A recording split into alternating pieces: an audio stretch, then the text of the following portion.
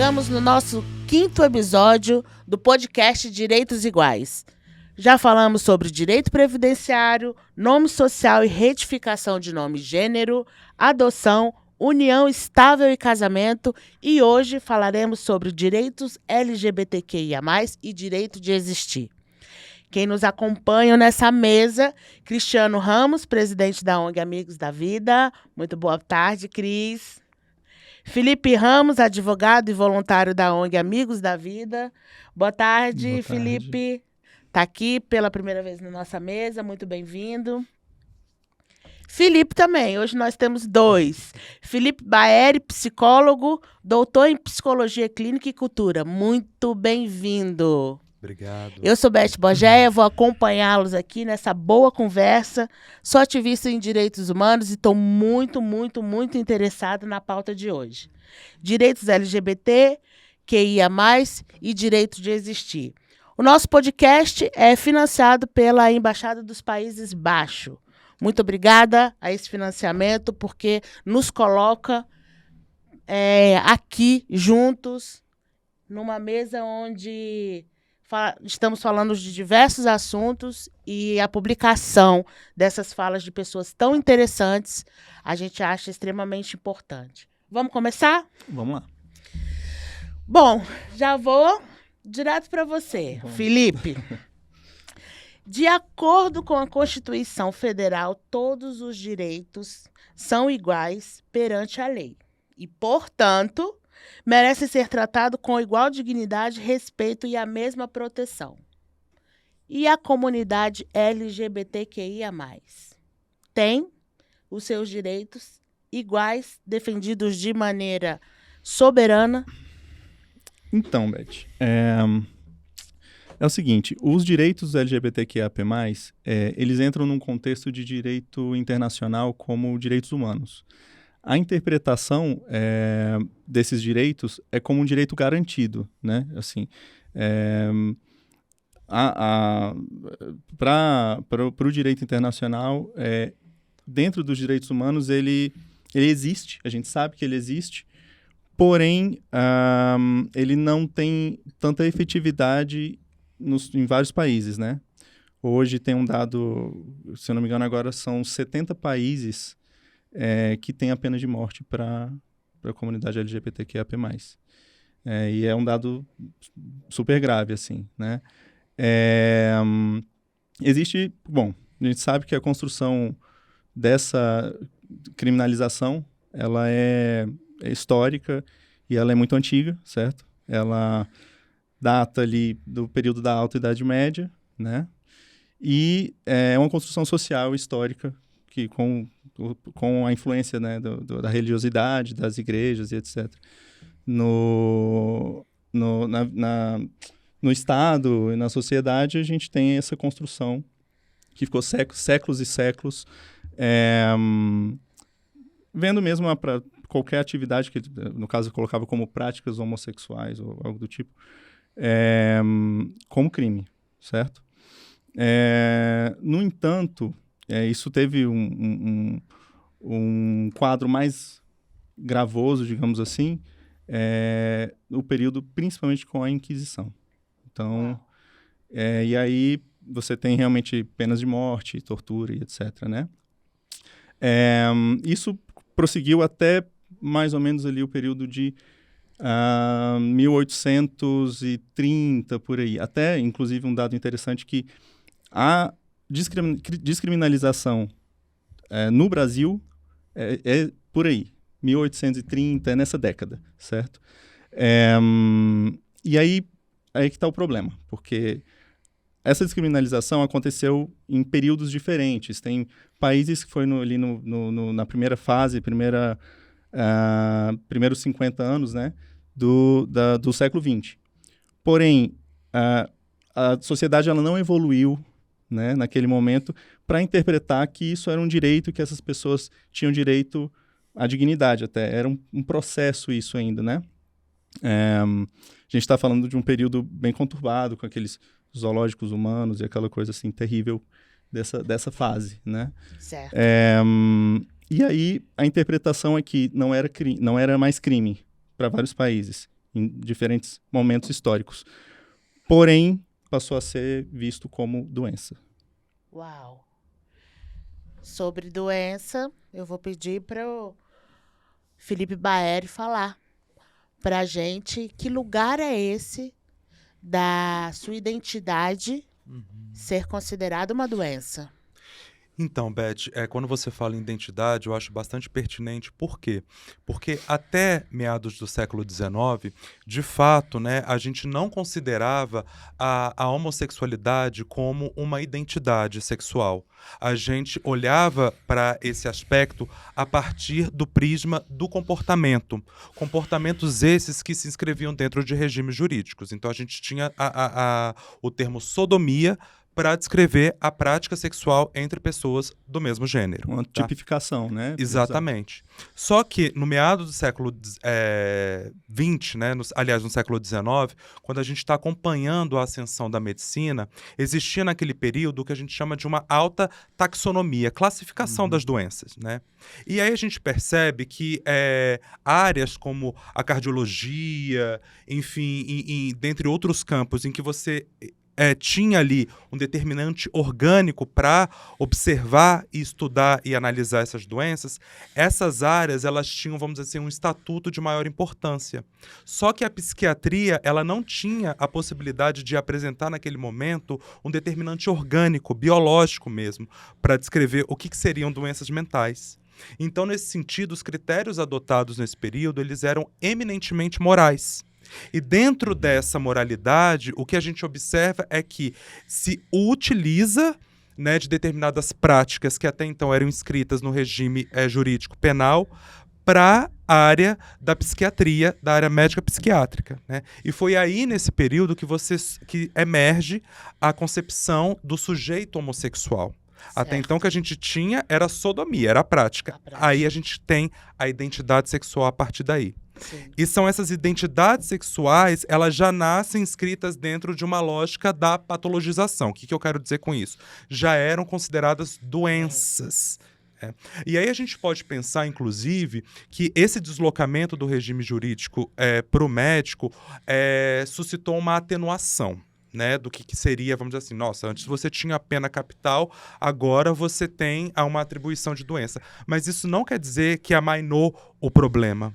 Por quê? Porque esses corpos, esses sujeitos, essas identidades sexuais, elas foram submetidas a regimes médicos extremamente violentos, desumanos, degradantes. É um movimento né, de manicomial no manicomial, Brasil. né?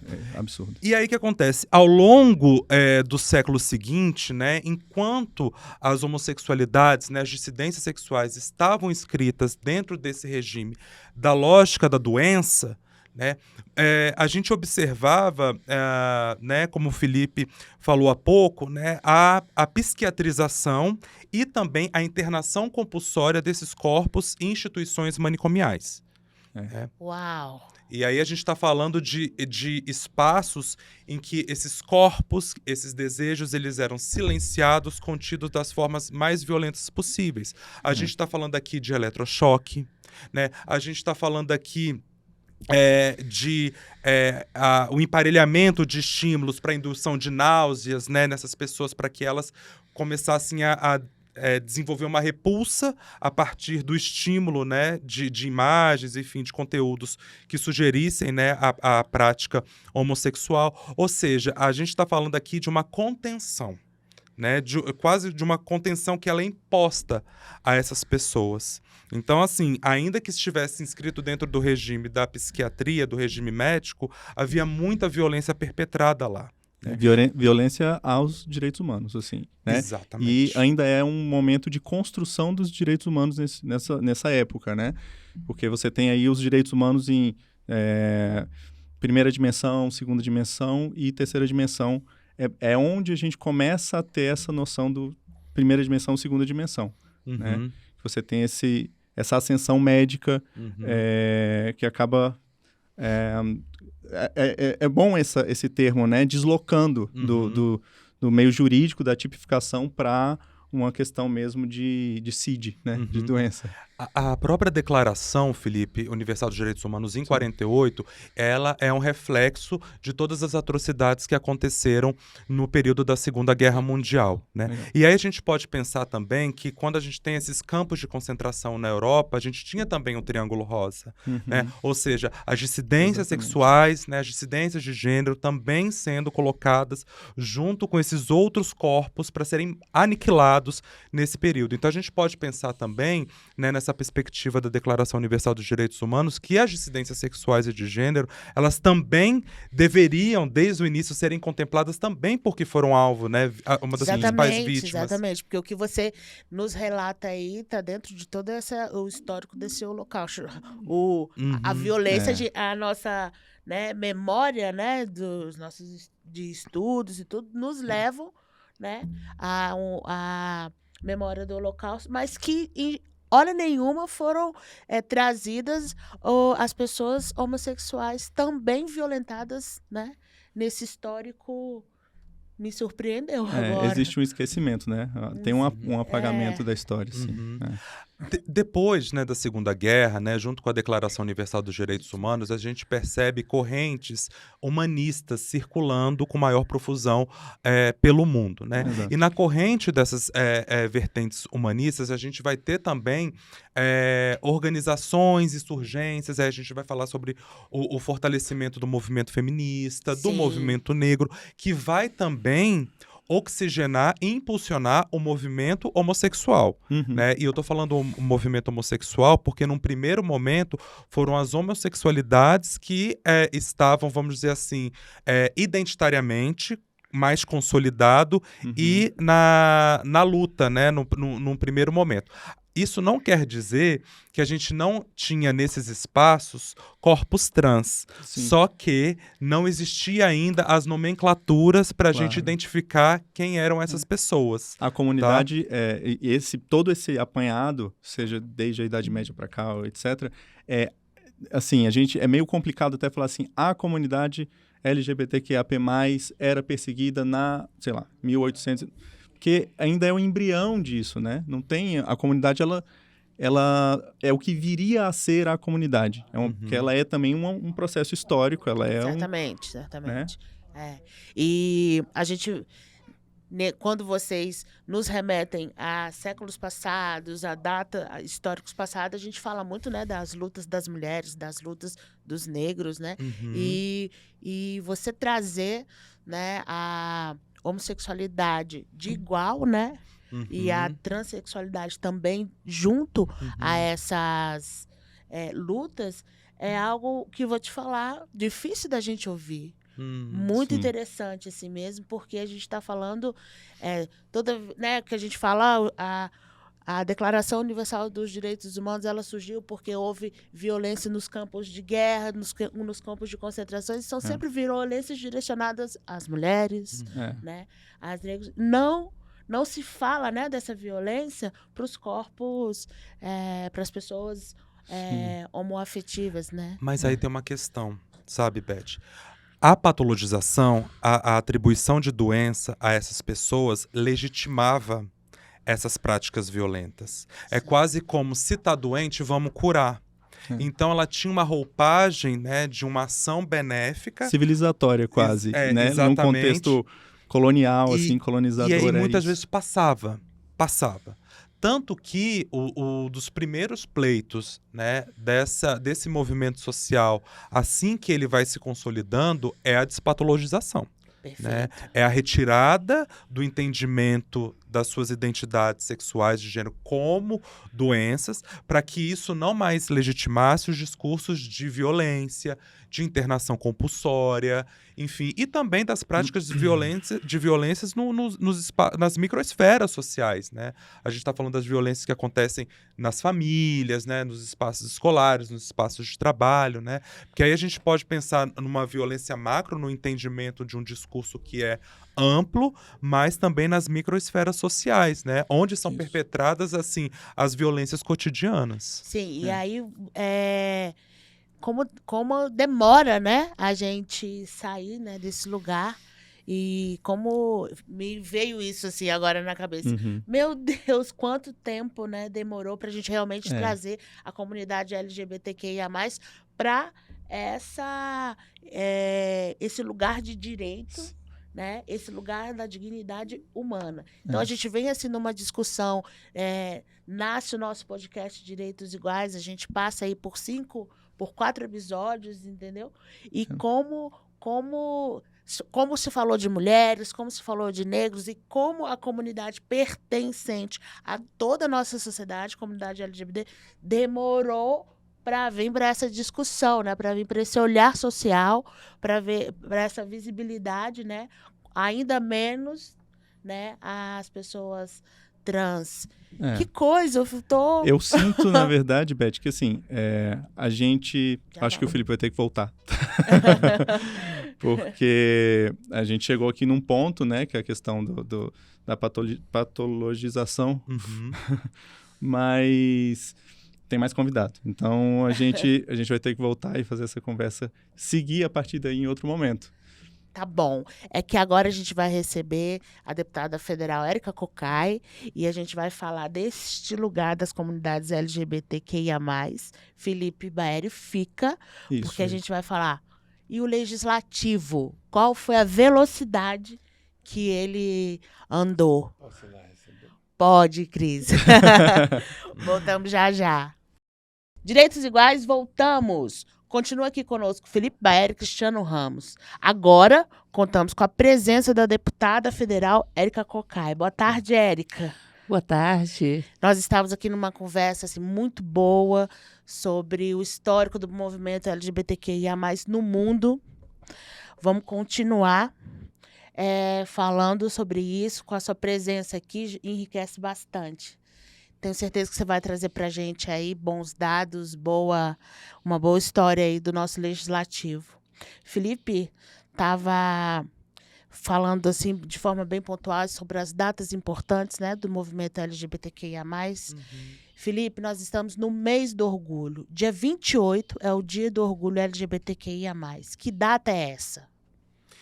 Então, Beth, conforme a gente estava conversando, né, um dos desdobramentos da Segunda Guerra Mundial, né, que são essas correntes humanistas que circulam, né, e vão estimulando, né, a coletividade, né, determinados grupos a insurgir contra regimes de opressão que existiam naquela época, e um deles foi o grupo homossexual, né, conforme eu tinha pontuado, né, era um grupo que se dava, né, que tinha essa terminologia homossexual, mas a gente sabia que ali existiam inúmeras identidades coletivas que depois foram, vamos dizer assim, alcançando o estatuto, né, de reconhecimento das suas identidades. Isso vai se dando com o passar do tempo. Pois bem, na região, né, de Greenwich Village, Nova York, né, existiam bares ali que eram frequentados pelas dissidências sexuais e de gênero. Dentre eles, o Stonewall Inn. Né? E o Stonewall Inn, ele era frequentado sobretudo por grupos, né, latinos e negros da comunidade sexo-gênero diverso. Eu acho que é importante pontuar isso. E nessa área havia muitas batidas policiais para hostilizar essas pessoas. Só que, no dia 28 de junho de 1969, diante de uma batida policial, né, que era reincidente, os próprios frequentadores se insurgiram contra essa violência policial.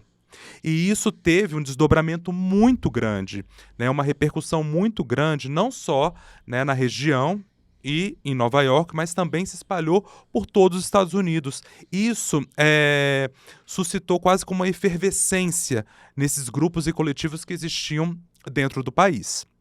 Tá? Inclusive, no ano seguinte, no dia 28, houve uma reunião de pessoas em Nova York, né, para homenagear, né, esse período, né, esse acontecimento, essa data, e foi quase como o preâmbulo do que hoje a gente conhece como as paradas, né, essa reunião. Então, acho que é uma data muito significativa e que acabou se tornando também um marco, né, que hoje a gente considera que é o Dia do Orgulho LGBTQIA+, o dia 28 de junho. Né? E junto com essa data a gente tem a possibilidade de estender, né, as ações, né, as celebrações, né, ao longo do mês. Então se tornou o mês do orgulho. Mas aí a gente pode pensar também, Beth, que uma das consequências de Stonewall Inn foi também essa agremiação maior de pessoas, né, uma inserção maior na militância, no movimento social. E um dos pleitos de maior, vamos dizer assim, necessidade nesse período era a despatologização das suas identidades. Porque, como a gente tinha falado, era justamente a patologização, a atribuição de doença às suas identidades que legitimava as violências sociais. Né? Dentro de uma perspectiva, entre aspas, de cura, né? De vou beneficiar essas pessoas. Na verdade, era nada mais, né, do que uma opressão, uma hostilização, uma contenção dos desejos, né, dos corpos. E aí, o que ocorre? Né? Num primeiro momento, a gente vê esses grupos, né, invadindo, né, se revoltando em congressos de psiquiatria, e foi justamente essa movimentação, essas insurgências que fizeram com que houvesse uma deliberação, né, na Associação de Psiquiátrica Americana, e em 1973 a retirada, né, do que era concebido na época como homossexualismo, né, que era uma nomenclatura que ainda estava atrelada à noção de doença, dos manuais de classificação. Né?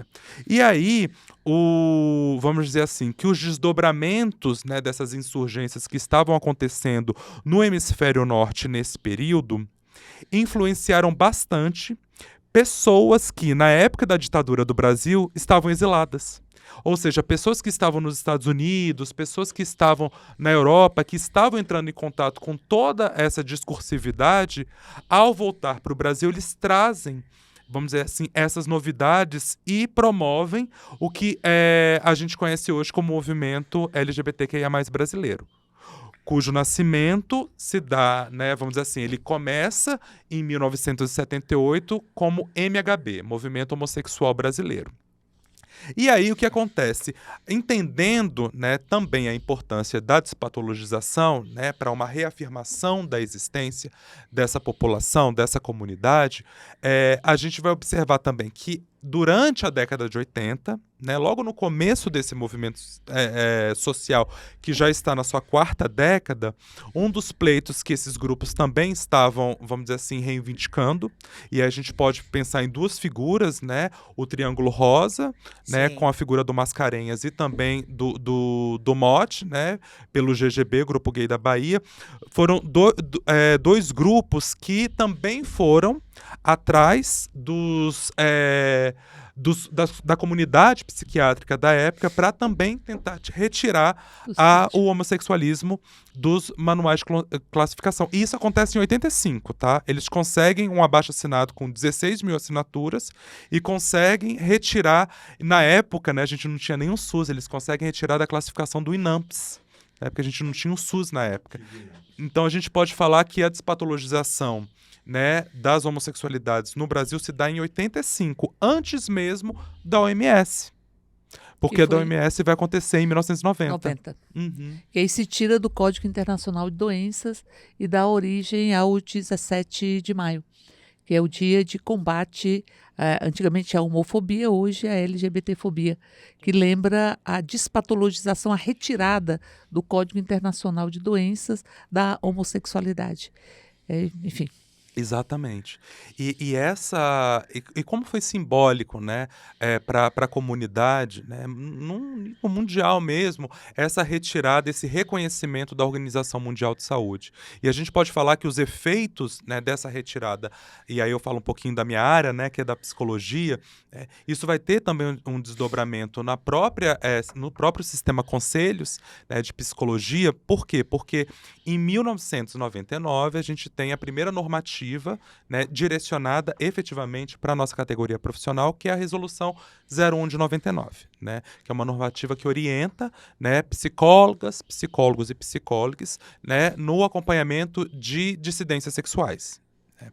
E aí, no caso, o que estava escrito ali, homossexualidades. Só que a gente tem que pensar também que o próprio sistema conselhos foi provocado. nesse período, porque já se acompanhava, já se observava pelo próprio movimento social, né, uma proliferação discursiva de psicólogos e psicólogas ditos cristãos, né, sendo que a psicologia é laica, né, Sim. numa retórica de cura. De Sim. cura das homossexualidades. E e acho que é importante também ressaltar que a Resolução 01 de 99 é a normativa do Conselho Federal de Psicologia que foi mais atacada desde então. Assim, Uau. que sofreu mais ação contrária judicialmente, tá? Então, acho que isso é importante pontuar.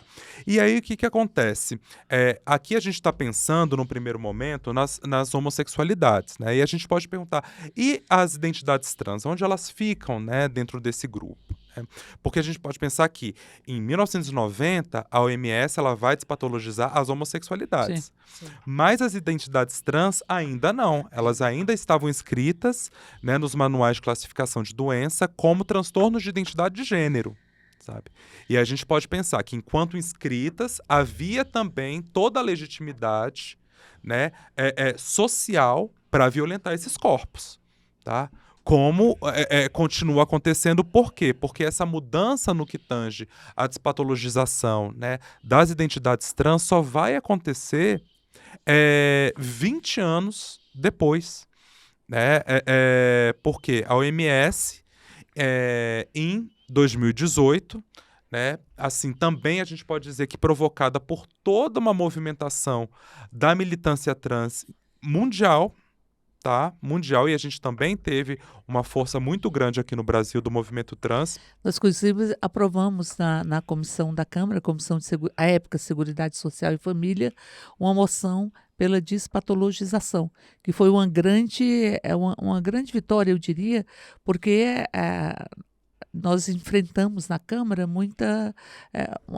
uma lógica LGBTfóbica muito intensa, um fundamentalismo religioso que quer, inclusive, desconstruir a laicidade do Estado e hierarquizar seres humanos, e tem um projeto de poder que se expressou na Câmara de uma forma mais intensa exatamente nesse período. Ainda assim, nós conseguimos, na Comissão de Seguridade Social e Família, aprovarmos uma moção pedindo ou se posicionando a favor da despatologização da transexualidade.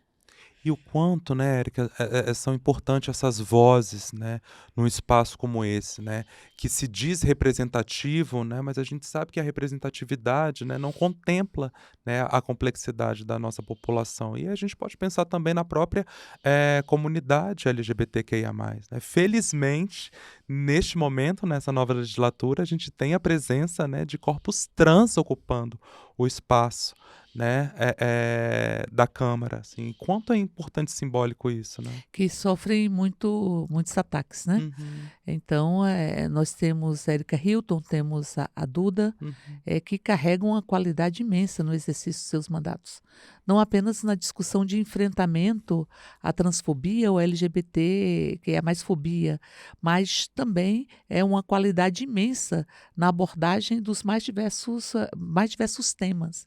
Até porque, e eu aqui repito uma fala da Érica, que ela dizia, bom, as pessoas trans também sofrem com a miséria, as pessoas trans também sofrem com a ausência de políticas públicas, e a Duda, que carrega um compromisso muito intenso com a educação, que é uma política extremamente generosa do ponto de vista da potencialidade de construir uma sociedade mais livre, não é? Que é a educação. E digo isso porque não é à toa que eles tentaram criar o Escola Amordaçada, apelidado de Escola Sem Partido, que impedia a discussão de gênero. Há uma verdadeira gênerofobia dentro da Câmara, é uma fobia morfológica, eu diria, porque a palavra gênero não é permitida, ela não pode ser dita. E todos os textos que têm a palavra gênero, eles provocam polêmicas e eles sofrem destaques da bancada fundamentalista. Tanto é que a lei do feminicídio, para que nós pudéssemos aprová-las, tivemos que tirar a palavra gênero e colocarmos a palavra sexo.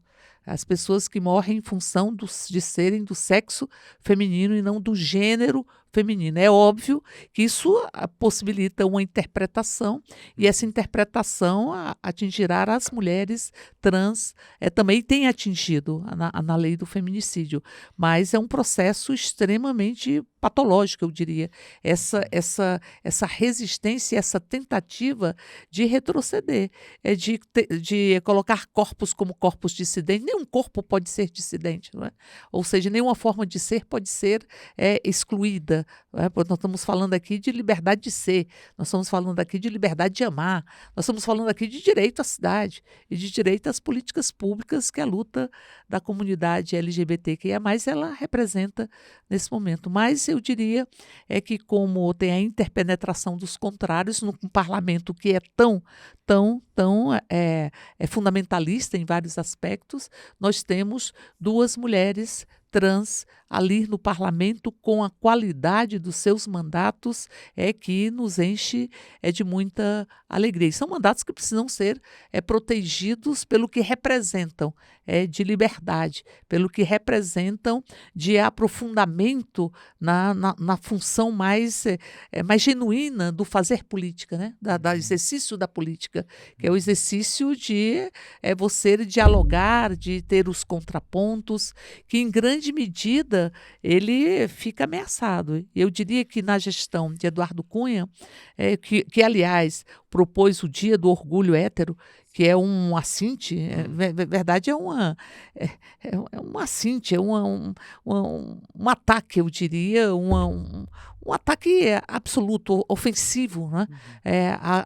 Ao Dia do Orgulho Gay, que hoje é o Dia do Orgulho LGBTQIA+, que é você sair da vergonha que querem lhe impor para o orgulho de ser como se é, que é um pouco Leminski, né? Isso da gente querer ser o que se é, ainda vai nos levar muito além. Então, Eduardo Cunha, ele unificou os fundamentalismos.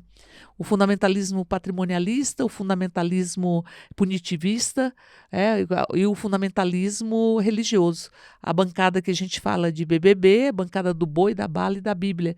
E a partir daí ele criou uma aliança e ele trouxe essa pauta, que é uma pauta contra os direitos, para a centralidade da agenda da própria Câmara. Foi nesse período que eles tentaram aprovar o Estatuto da Família, foi nesse período que eles tentaram aprovar a escola amordaçada, foi nesse período que eles tentaram aprovar um PDL contra a resolução do Conselho Federal, do Conselho de Ética, do Conselho Federal de Psicologia, negando ou impedindo ou excluindo a possibilidade de qualquer terapia de conversão, ou porque aí se parte do pressuposto que isso não é doença.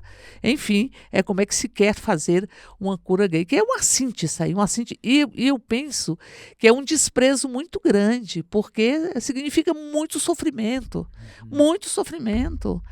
para as pessoas que são como são, para a forma de amar, para a forma de ser, enfim. E a gente conseguiu, em verdade, impedir que tudo isso pudesse prosperar.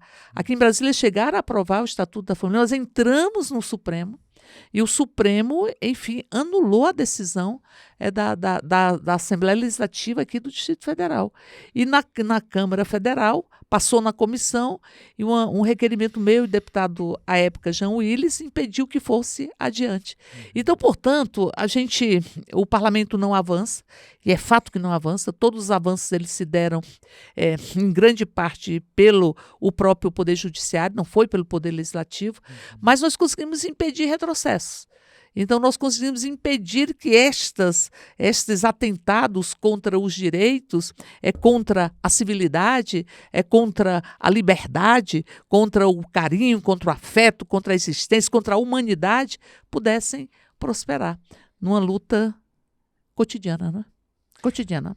E você sabe, deputada Érica, que dentro dessa perspectiva e dessa complexidade, me ocorreu agora, né, um projeto de lei da Câmara, o 37, né, do Osmar Terra, que era a reformulação da Política Nacional sobre Drogas, né, que teve como consequência, né, o financiamento maior das comunidades terapêuticas.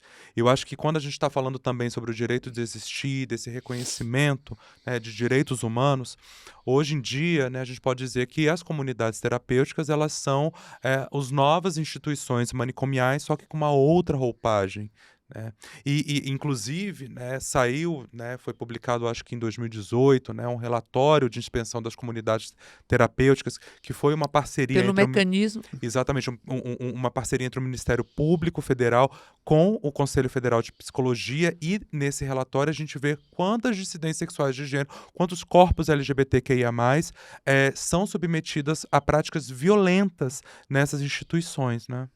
Exatamente. Então, você tem, do ponto de vista dos direitos da população LGBTQIA+, nós conseguimos resistir. Eles conseguiram avançar muito na legitimação e no fortalecimento das comunidades terapêuticas, que são as formas, enfim, ardilosas que a lógica manicomial se expressa, mas que vem muito em função da inexistência de serviços substitutivos em quantidade suficiente para enfrentar os transtornos e particularmente o uso abusivo de álcool e droga. Então eles se calçam num sentimento muito grande das famílias de que querem alguma coisa, algum tipo de atendimento para os seus filhos e filhas, para os seus parentes, enfim, e que fazem esta pressão, e a partir daí eles respondem não com o que o Brasil avançou dos serviços substitutivos, não com o aumento do número de CAPs, não com o aumento do número de residências terapêuticas, enfim, dos mecanismos que o Brasil construiu.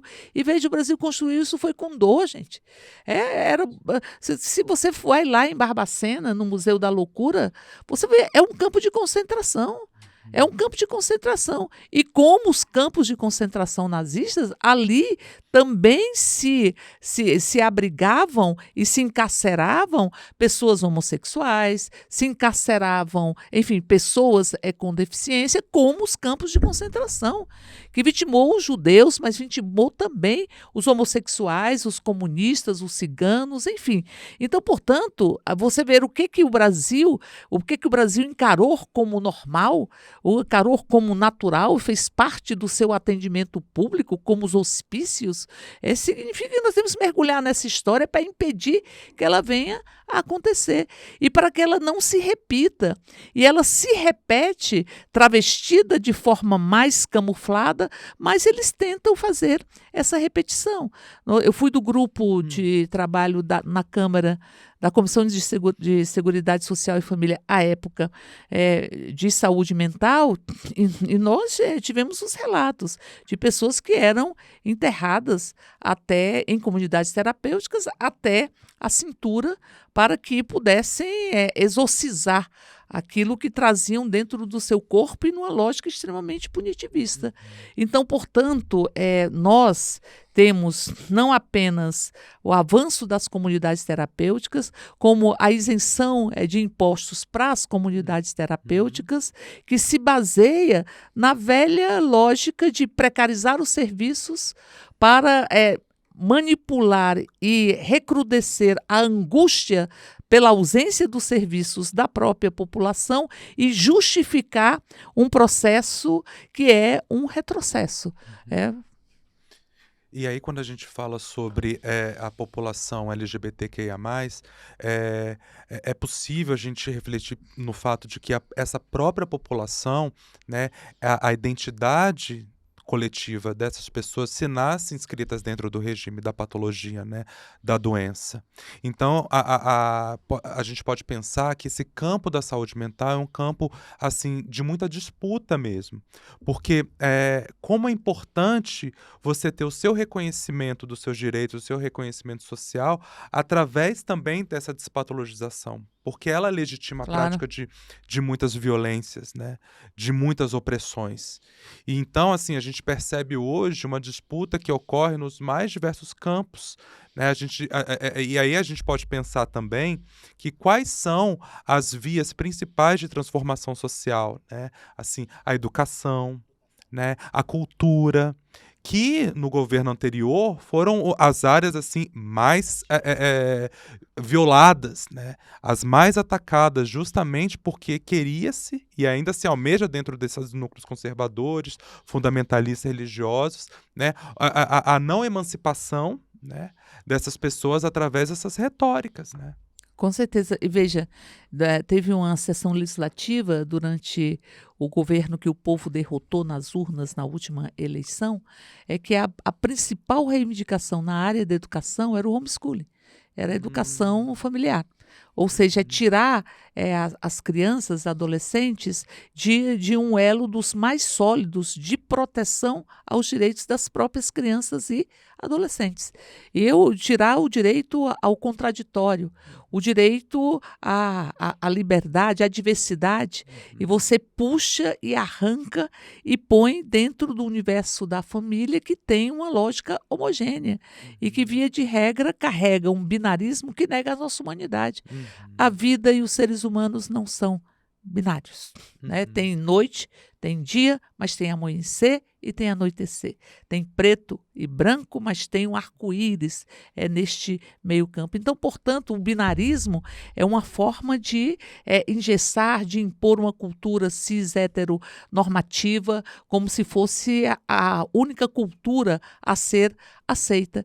Então, portanto, o movimento LGBT, com todas as suas expressões e as suas identidades, que estão cada dia mais sendo recortadas e rompendo a invisibilização, ele é extremamente importante para o conceito de liberdade, extremamente importante para o conceito de alteridade, para o conceito de diversidade, extremamente importante para o reconhecimento humano, porque a humanidade reconhece na liberdade, na afetividade, na alteridade. É assim que a gente se reconhece enquanto seres humanos. Então, portanto, eu digo que é um dos movimentos que carregam o direito de ser numa sociedade que nos quer coisa, o direito de amar numa sociedade que naturaliza o ódio.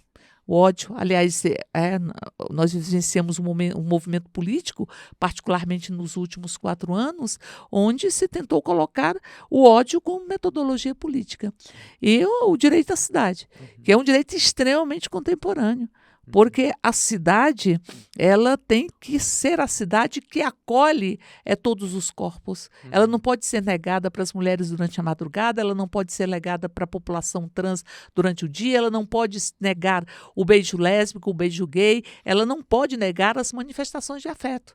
Então, o direito à cidade, que é o direito de um desenho universal de cidade que possibilite que nós possamos, na nossa inteireza e na nossa também eterna construção, que é a nossa existência humana, a gente possa se expressar. Eu penso que o movimento das mulheres, no final, na década de 60 do século passado, ele foi extremamente importante para que nós pudéssemos ter esse direito de ser, essa liberdade das próprias existências. E o movimento LGBTQIA+, são movimentos extremamente importantes e penso que eles são parte estruturante da construção de uma sociedade liberta e uma sociedade justa.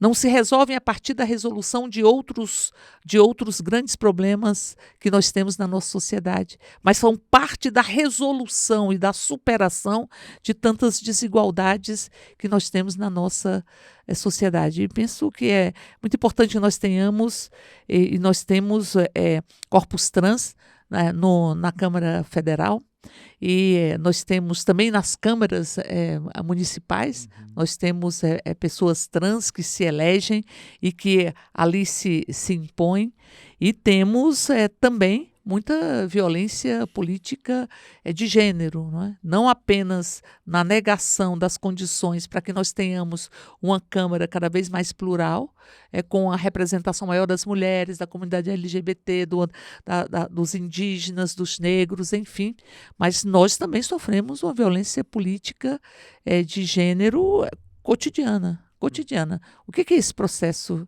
de querer caçar os nossos mandatos de 6 parlamentares mulheres e de 2 indígenas nas 6? Né? O que é isso, esse ataque transfóbico que foi feito? E esse rapaz que fez esse ataque transfóbico absolutamente explícito, nítido, o processo dele chegou na comissão de ética depois de, me parece, de dezenas de dias, de 72 dias. O nosso processo, porque nós dissemos que o marco temporal é coisa de assassino, chegou em 4 horas. Chegou em 4 horas. A meu ver, assim, isso reflete, assim, muito nessa casa do povo ou casa dos homens, né? Assim, uma misoginia também muito grande perpassando, né? Os discursos e as práticas lá dentro, né?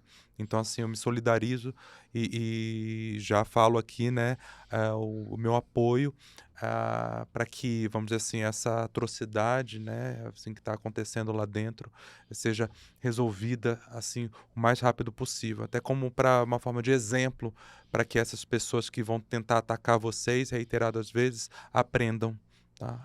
A gente escuta, Cristiano, Beth, Felipe, a gente escuta muitas mulheres eleitas, vereadoras, às vezes a primeira mulher lésbica é da Câmara de Vereadores de uma cidade do interior, é de um estado do Nordeste.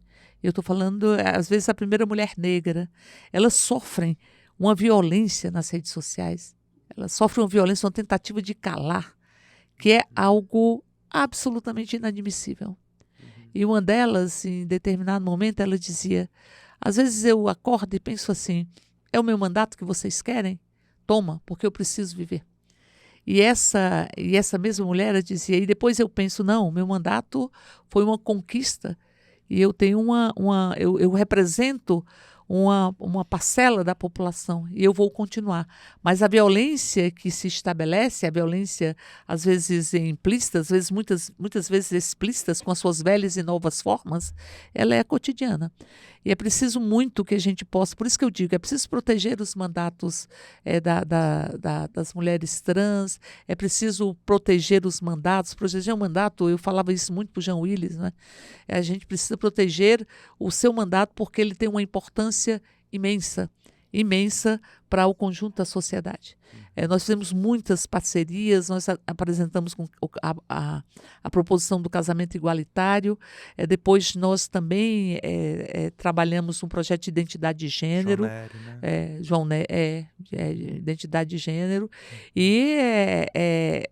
e o parlamento não avança, mas você constrói uma discussão, você faz uma mobilização na sociedade que possibilita que o progresso ele se dê por outras vias. Se o parlamento não permite que avance, você avança pelo o Poder Judiciário. E se avança, e sempre se avança. E aí você vai avançando e neste avanço, porque é um pouco isso, é também o caminho que se percorre. O caminho tem um valor imenso, que é o valor da mobilização, de você se colocar em defesa dos seus próprios direitos, em defesa do seu próprio corpo, em defesa do seu amor, negando aquilo que foi, que vitimou Oscar Wilde. Oscar Wilde dizia assim, dizer o nome do amor, nominar o amor. Ou seja, sabe o que é isso? Nominar o amor. Poder dizer o nome de quem você ama. E não transformar em fulano, em pessoas, em figuras, mas poder dizer o nome de quem você ama. Então, esse é um processo que eu acho que é irreversível do ponto de vista da evolução humana. Irreversível. É você desconstruir todos esses preconceitos. Então, todas essas tentativas que eles fazem, continuam fazendo na perspectiva de impedir os avanços, e sai por outros lados. E eleva muito a consciência da população. Veja, a maior manifestação de defesa dos direitos humanos de Brasília é a parada LGBT. A maior manifestação de defesa dos direitos humanos do Brasil e talvez do mundo é a parada de São Paulo. 4 milhões de pessoas.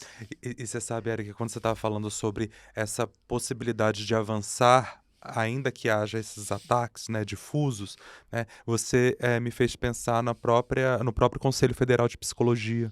Né? Por quê? Porque em 2017 houve uma ação popular, né, perpetrada por 23 psicólogos ditos cristãos, né, vamos dizer assim, né, entre aspas, que foi deferida inclusive por um juiz aqui do Distrito Federal. Lembra? Né, e essa ação popular, né, ela suscitou imediatamente, né, nas instituições religiosas as práticas, né, quase como se tivesse uma chancela, uma legitimidade para as práticas, vamos dizer assim, de cura, né, e a gente entende muito bem que não há cura para o que não há doença e não há reorientação para aquilo que não é desvio. né? Então, nesse sentido, o próprio Conselho Federal, né, ele fez uma reclamação constitucional junto ao STF, que foi, né, pela ministra Carmen Lúcia, né, aceita, né, suspendendo os efeitos dessa ação popular. Isso acontece em 2017. Só que isso poderia fazer com que o próprio Conselho Federal e o sistema conselho em geral ficasse mobilizado em torno dessa ação popular. Mas o que o Conselho Federal de Psicologia fez?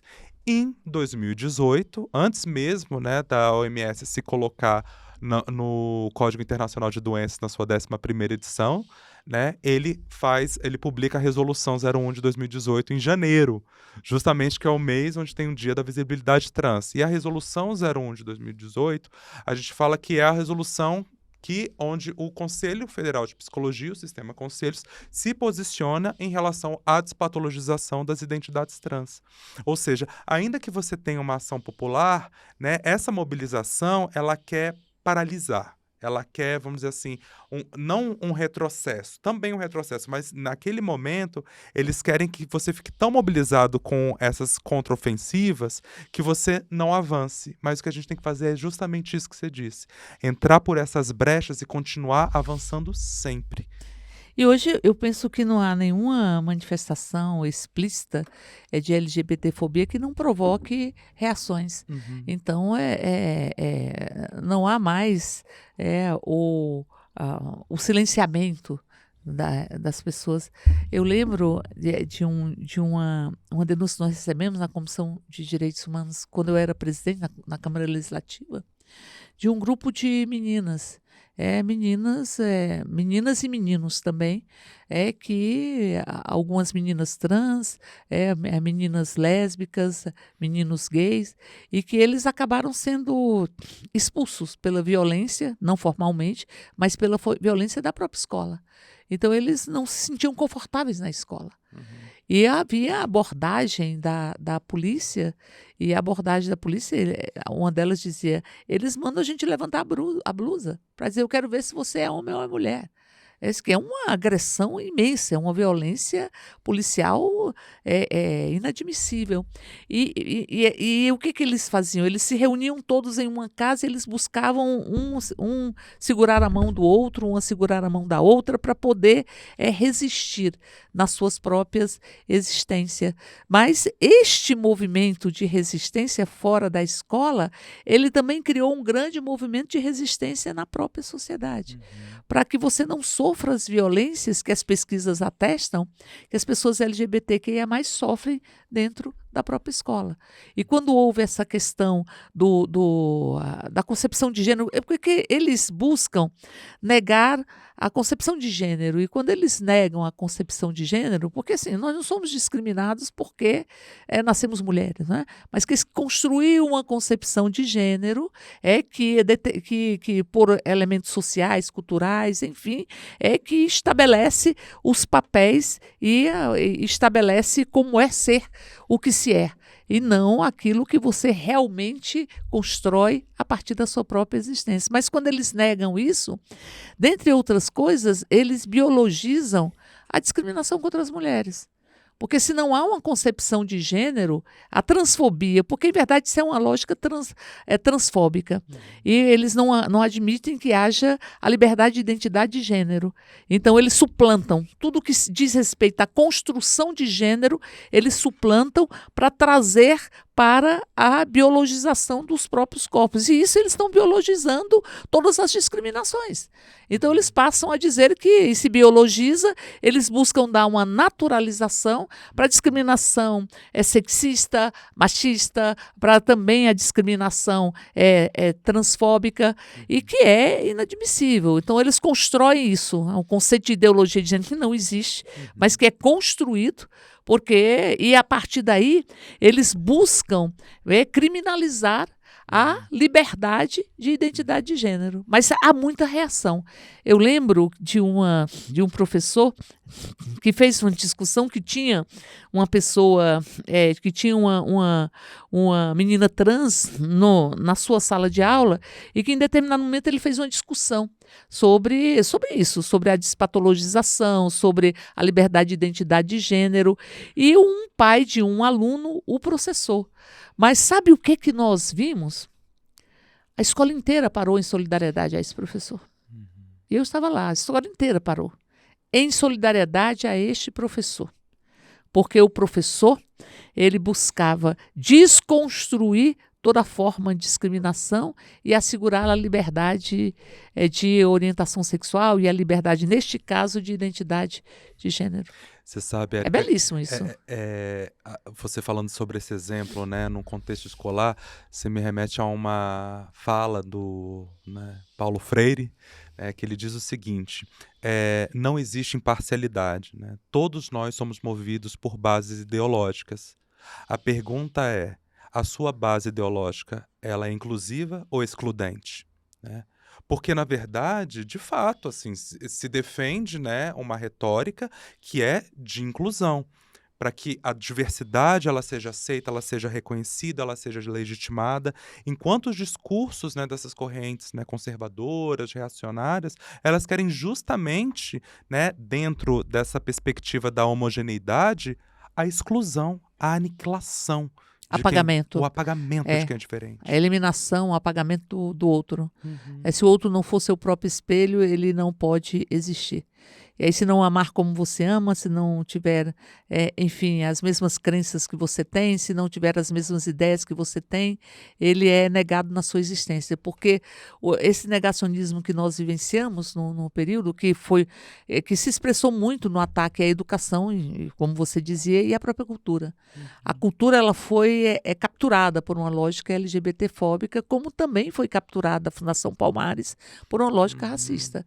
Como foi capturado o Ministério da Defesa dos Direitos das Mulheres por uma lógica antifeminista e o Ministério do Meio Ambiente por uma lógica antiambientalista.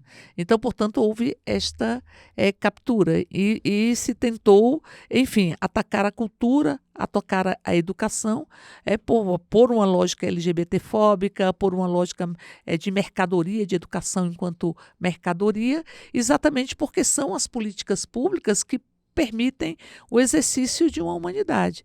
E permitem, porque potencialmente as escolas são espaços de diversidade.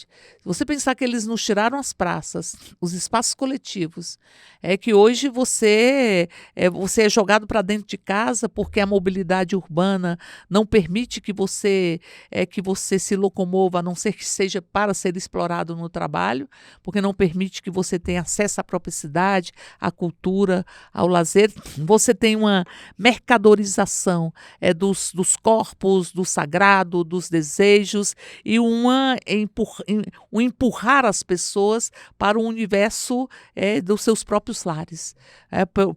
Pela cultura a potencialização do medo, que sempre é uma arma dos fascistas, e a arma do arbítrio, estabelecer e potencializar o próprio medo. Então, nesse sentido, você tem os espaços coletivos. Se você for andar à noite, de madrugada na cidade, as praças estão vazias. À noite as praças estão vazias. E particularmente as mulheres, né, não têm direito à cidade neste período, mas a população em geral. Então, você vai ver que as escolas, elas resistem como espaços de diversidade. De lidar com o outro. De lidar, de se relacionar com a própria comunidade. A política pública que se relaciona com a comunidade, se relaciona com a família. E a escola foi muito atacada, como também a cultura foi muito atacada. O Estado ele foi encarcerado e ele serviu a princípios e a uma concepção de apagamento, realmente de apagamento, silenciamento, apagamento, de negação do outro, negação da própria realidade. E quando você constrói uma realidade virtual para substituir os fatos, né? O Cazuza diz: a tua verdade não corresponde aos fatos. E também diz que a tua piscina está cheia de ratos. Tem razão mais uma vez. Então, veja, quando você constrói, só cabe dentro daquela realidade quem pensa da mesma forma. O processo que nós vivenciamos no último período foi extremamente violento. E agora nós temos a Secretaria a Secretaria Nacional de Defesa dos Direitos da População LGBT, o retorno do Conselho e a intersetorialidade, porque é a que se discute todas as políticas de forma intersetorial, multifacetada, enfim. Eu penso que é um processo de reconstrução, mas que ainda é doído, né? Porque toda vez que se avança, eu acho que a Duda fala sobre isso, toda vez que se avança, também eles percebem que os avanços estão acontecendo e se organizam para poder impedir que esses avanços se consolidem. E aí tem uma ousadia imensa, é um fascismo muito ousado, mas que será superado. Bom, hoje a gente já entendeu que muito mais do que uma conversa, é um dia de aula, né? Com essas duas mentes brilhantes. Agora, Cristiano, com tudo que foi falado aqui, você que está no atendimento da população LGBTQIA+, em Brasília, quais são as reivindicações, com que dores eles chegam? Na verdade, assim, fazendo mais ou menos uma trajetória da ONG, a ONG era uma ONG em Brasília marcada com essa luta do HIV, né? Em função da minha sorologia. E com o passar dos tempos, a gente foi entendendo que não dá para dissociar a luta em favor da comunidade LGBTQIA+, da luta das pessoas vivendo com HIV. Né? Existe uma ligação muito próxima dessas duas lutas. E, a partir daí, a gente passou, né, a ampliar o raio de atuação da ONG.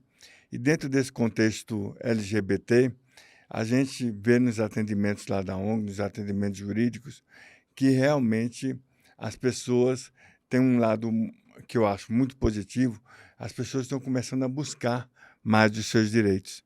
Eu acho que isso se deve muito a essa visibilidade que a gente tem dado, a Érica no mandato dela, o Felipe atuando como ativista e tantos outros ativistas que têm dado essa visibilidade à causa LGBT. E isso tem impactado diretamente o dia a dia da ONG Amigos da Vida. E um dado que é preocupante é que, assim, a gente tem observado também o comprometimento cada vez maior da saúde mental das pessoas LGBT. Nós tivemos um ativista semana passada, uma companheira de luta, a Taya, que se suicidou. Nós temos duas psicólogos que atendem lá na ONG que não tem vaga mais. Né, Beth? Tem uma fila enorme de pessoas esperando para serem atendidas. Então, eu acho que a gente avançou muito nessa pauta LGBT, a gente conseguiu né, dar mais visibilidade, mas, no contraponto, a gente tem que ter um olhar mais cuidadoso com essa questão da saúde mental, porque isso a gente tem visto muitos suicídios lá na ONG, né? Pessoas que foram expulsas de casa, né? Nós temos uma entidade parceira em Sobradinho, que é a Casa Rosa, que está lá, que também não tem vaga para ninguém. Né? A gente está tentando, tem as casas de passagem, então, assim, tem sido desafiador trabalhar essa pauta LGBT. Mas assim, a gente tem observado também que a justiça no nosso país ainda é muito sensível, tanto a questão da AIDS, como também a questão LGBT. Então, eu acho que a gente tem avançado muito, né? E dentro desse contexto aí, a ONG tem uma responsabilidade muito grande na medida que a gente é financiado por organismos internacionais para defender essa pauta, né? E, às vezes, eu me sinto um pouco solitário, porque a ONG Amigos da Vida, ela, apesar de compor o Fórum Ágil do Distrito Federal, ela ainda está muito sozinha nessa luta. E eu tenho dito para os meus companheiros no fórum que a gente precisa se unir, né? Juntos somos mais fortes, que é importante a gente fortalecer, né, essa união dos ativistas, das outras organizações, com um propósito único, que é, né, melhorar e defender os direitos humanos das pessoas, tanto LGBT e, sobretudo, aquelas que vivem com HIV/AIDS, que são duplamente discriminadas. São discriminadas por serem homossexuais, são discriminadas pela sua sorologia e, quando ainda é uma pessoa negra, ainda é discriminado pela sua cor. Então, os desafios são grandes, mas a ONG está aí, né, para ser esse braço acolhedor dessa demanda que cada vez mais, Felipe, tem crescido lá na organização, que é a questão que é um tema que você domina com muita profundidade, que é a questão da saúde mental. Isso tem me preocupado, né? A gente está perdendo ativistas importantes com suicídio, né? Pessoas que vão desistindo da vida. Eu não sei se pelo cansaço, né? Pelo peso da sua trajetória, eu não consigo imaginar o que é que faz uma ativista brilhante como a Taya, né, se suicidar.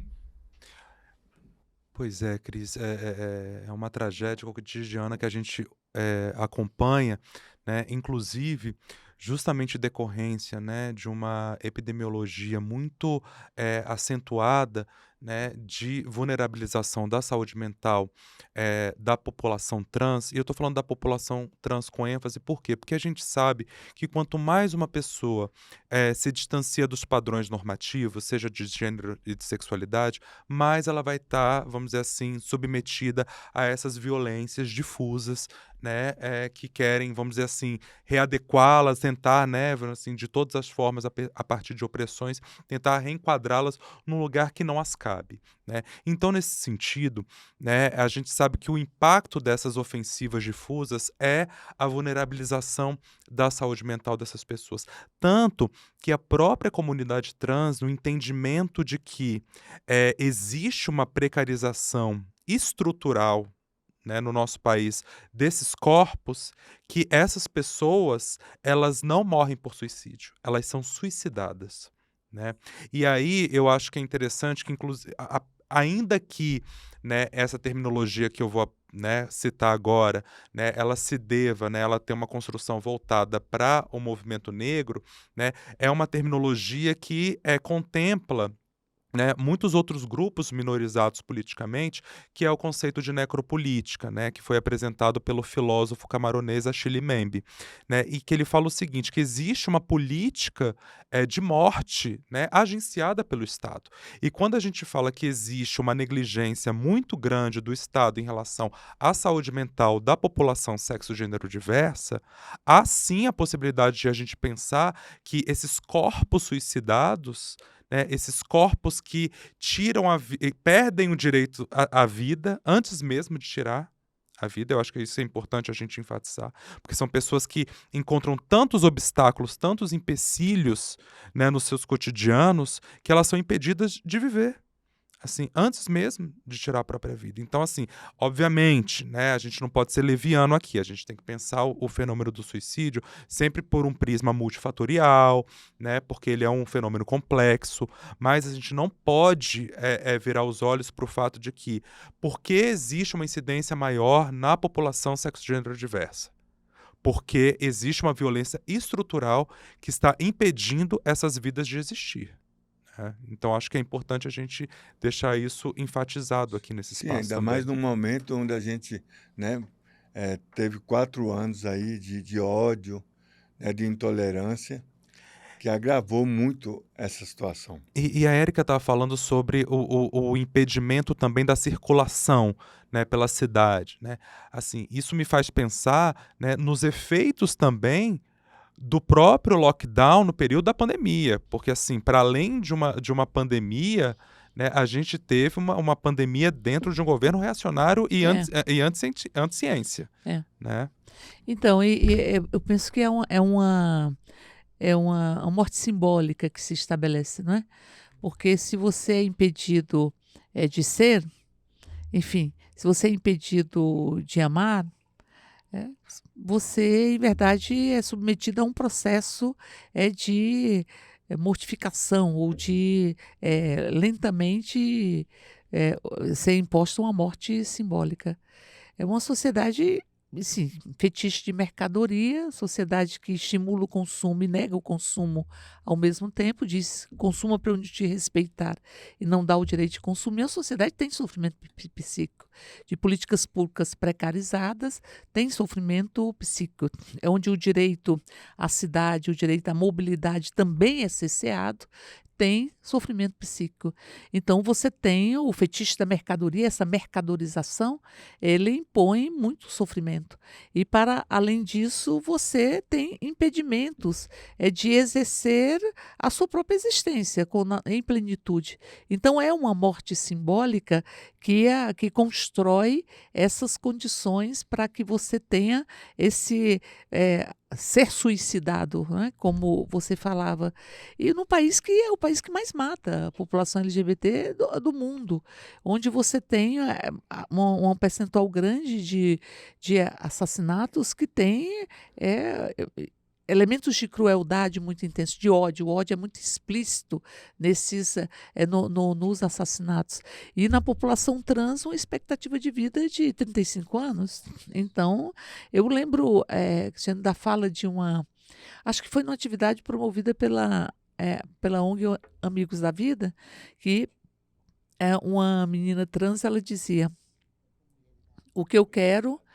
Não, ela dizia assim, o que eu quero é poder entrar numa padaria de manhã cedo. O que eu quero é entrar no coletivo e não ser vista como se eu não fosse uma pessoa, como se eu fosse uma aberração. Então, portanto, é um processo. A discriminação, a anulação do outro, ela é um processo de apagamento da humanidade do outro. E nesse sentido é que você tem esse nível de sofrimento imposto. E é bom lembrar também que você também tem enfim, uma militância que se coloca, uma militância que diz não roubem o meu beijo, não roubem o meu afeto, e que se impõe de uma forma também bastante bonita. É bom lembrar, assim, eu gosto sempre de lembrar de exemplos como do Ribonde, que nos deixou e que... Uma perda Enfim, irreparável. irreparável. Com a sua ironia, com a sua capacidade de enfrentamento, com a sua inquietude, e que participou da primeira ONG pelos direitos LGBT, que é o Beijo Beijo Livre, né? Livre. E que tem isso, é Beijo Livre. Sabe o que é isso? Beijo Livre. Mas você me pergunta, o que é isso? É beijo livre. Ou seja, é a liberdade da expressão dos afetos, né? É uma Isso homenagem me muito remete grande a a um toda a nossa episódio luta ao que- Ribonde. É que inclusive verdade. você estava lá, Érica, uma vez lá no Bar Simpsons, onde um casal LGBT foi expulso do bar. E todo mundo fez um beijaço lá para poder, né, enfrentar essa discriminação, esse preconceito. Mas, assim, dentro desse contexto, eu ainda tenho né, a esperança de que tempos melhores virão. Eu acho que a gente avançou muito. Eu acho que nunca essa pauta LGBT esteve tão em evidência, né, com tanta visibilidade. E eu espero que os ativistas e as pessoas LGBTs tenham a maturidade de saber o que fazer com essa visibilidade, com esse avanço, com essas conquistas importantes, inclusive que também a gente remete ao seu mandato, Érica, brilhante na Câmara, onde você defende com muita força a pauta LGBT, né? E eu acho que daqui para frente a gente tem que entender que a gente tem uma extrema-direita aí, né, representado aí pelo Centrão, pelo PL, né, esses partidos aí fundamentalistas, onde a gente tem que estar junto para poder, né, poder gritar Bolsonaro nunca mais, inclusive. Nunca mais. Nunca mais. Nunca mais. Espero. Visivelmente, o podcast de hoje foi bastante importante para essa sequência aí de 5 episódios financiados pela Embaixada dos Países Baixos. Hoje foi um dia diferenciado. Hoje foi um dia sensível, né, para as causas LGBTQIA+, com bastante informação, né, Cristiano? Com esses nossos 2 convidados, com bastante uma aula de história, uma aula de Brasil e um cuidado sensível, afetuoso do nosso psicólogo Felipe Baere, quando apresenta para a gente toda uma caminhada acadêmica com esse cuidado com a comunidade LGBTQIA+. Nós que estamos na ponta, nesse atendimento, é extremamente importante o papel, né, de vocês. Certamente vocês sabem disso, eu não preciso repetir, mas só reafirmar que são trabalhos unidos, juntos. Em 5 podcasts que nós fizemos aqui, né, Cristiano? Quantas pessoas passaram por aqui, falaram do seu nome social, da importância da retificação do nome, do gênero, da importância, como a Érica falou, se pegar a outros caminhos para que a luta avance, como é o caso da união estável e do casamento dos casais homoafetivos, que isso, o jurídico, ainda que não esteja escrito, que não esteja ali em lei, o jurídico afirma que ele tem que existir. E o direito previdenciário, que foi o nosso primeiro tema, e a adoção para casais homoafetivos, que nós presenciamos aqui uma história de uma adoção interracial. Enfim, né, como estamos juntos, né, é uma luta só. Então, nós não temos como agradecer. Hoje foi lindo, né? E Felipe, suas considerações finais. Bem, Beth, só tenho a agradecer o convite, agradeço muito você, agradeço o querido Cris, a querida deputada Érica, assim, como é importante ter essa representatividade num espaço como esse, tá? E, assim, como é oportuno, né, ter a possibilidade de a gente, né, estar aqui conversando, compartilhando essas visões, essas perspectivas, conhecimentos. Então, assim, só tenho a parabenizar vocês pelo projeto aí do Direitos Iguais e faço votos para que esse podcast ainda tenha muitos episódios e muitos temas a serem abordados. Érica Cocai. Eu expresso a minha gratidão pelo momento, compartilhar com o Felipe, com você, Beth, com o Cris, este momento de tantos direitos que nós vamos avançando e avançando sempre com muita determinação, porque penso que são irreversíveis essas conquistas, elas não voltam atrás.